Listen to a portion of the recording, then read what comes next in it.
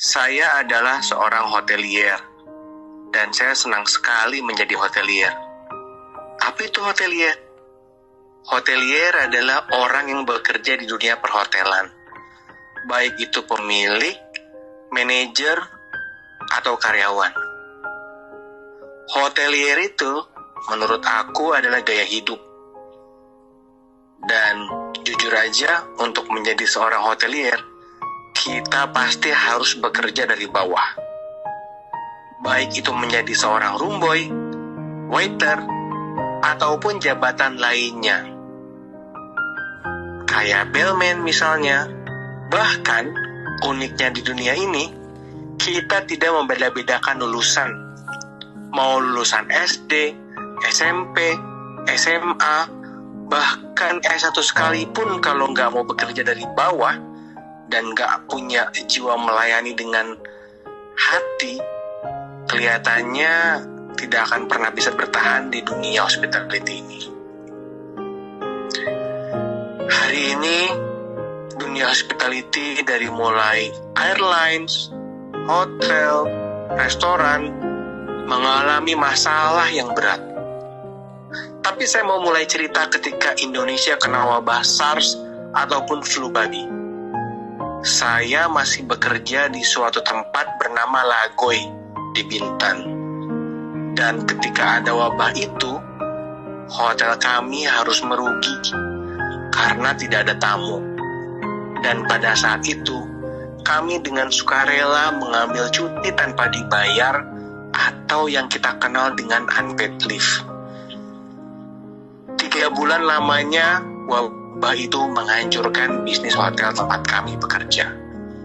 Dan akhirnya, kami bisa bekerja kembali dengan membangun semua dari awal lagi, termasuk kegiatan marketing. Jujur aja, market kembali normal paling tidak minimal 6 bulan. Berat bagi kami. Tapi kami lakukan itu dengan senang hati. Karena kami mencintai pekerjaan kami. Kami benar-benar bahagia ketika melihat tamu kami tertawa, bahagia, dan yang paling penting, mereka mempunyai pengalaman yang tak terlupakan selama mereka berada di resort kami.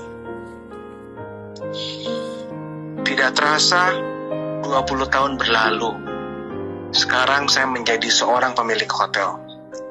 Dan betapa bangga bagi diri saya, dan saya percaya juga bagi seluruh orang yang bekerja di dunia pariwisata.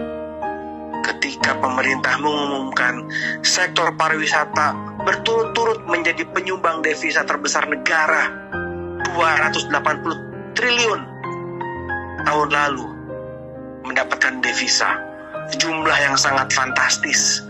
Walaupun saya percaya harusnya ada di angka 400 triliun. Anyway, ternyata menjadi bagian penyumbang 280 triliun di dunia pariwisata tidak otomatis menjadikan kami spesial di mata pemerintah. Saya coba bisa bilang deja vu. Ya, kami hotelier seperti deja vu ketika ada wabah flu burung ataupun SARS. Sekarang ada virus corona. Dan berbeda dengan SARS, corona menyerang domestic market. Kalau zaman dulu, SARS itu hanya menyerang international destination, Bintan, Bali, Batam, Yogyakarta. Sekarang virus corona, mereka menyerang seluruh kawasan. Bahkan domestic market kena problem. Bapak Presiden sudah membuat keputusan tanggap darurat sampai 29 Mei. Yang artinya, semenjak beliau umumkan sampai dengan tanggal 29 Mei 2020, akan ada penurunan masukan sampai 95% di semua daerah. Apa artinya? Ketika ada wabah ini, piutang akan semakin lama dibayar oleh klien-klien kami, seperti BUMN, government, ataupun swasta. Alasannya, maaf Pak, pemerintah pusat belum drop uang. Airlines akan ada penurunan traffic sebanyak 90%. Pramugari, pilot, banyak sekali yang dirumahkan. Saya sudah tidak bisa membayangkan bagaimana nasib mereka 2-3 bulan ke depan. Seluruh hotel di Indonesia menangis karena pembayaran listrik, PDAM, pajak, dan kewajiban kepada bank harus didahulukan alias tidak ada toleransi. Kesemua itu harus didahulukan di atas kepentingan karyawan kami. Sekarang saya baru mengerti kenapa saya diminta unpaid leave 20 tahun lalu. Rupanya ini masalahnya. Hari ini saya berharap kepada Bapak Menteri Pariwisata, Bapak Wisnu Tama, yang kemarin baru saja mengundang dan meeting dengan perwakilan-perwakilan kreatif. Hari ini saya berharap Menteri Pariwisata juga mengundang perwakilan kami dari dunia hospitality, hotel, restoran, ataupun airlines. Saya mengerti Bapak sudah mengundang beberapa orang-orang penting juga.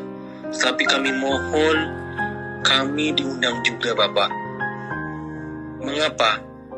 Karena pariwisata itu sekali lagi adalah penyumbang devisa, salah satu devisa terbesar bagi negara, 280 triliun. Saya mau mencontohkan negara Singapura. Subsidi gaji karyawan 25%, 50% subsidi untuk restoran dan hotel, 75% untuk penerbangan. Kami mohon Pak, untuk mengundang kami, diskusi terbuka, apa yang sebaiknya kita bisa lakukan bersama untuk menghadapi wabah virus corona ini. Karena kami adalah salah satu bagian terpenting dari sumbangan devisa terbesar bagi negara. Kami berharap untuk masalah cash flow ini, pemerintah harus membantu mereschedule pembayaran biaya tetap ke negara, sehingga uangnya di cash flow bisa kami bayarkan kepada karyawan kami terlebih dahulu. Menurut saya, ada 3 stakeholder penting agar semua pelaku pariwisata bisa bersama-sama bertahan dalam bencana ini. 1, pemerintah, 2, pengusaha, dan 3, karyawan.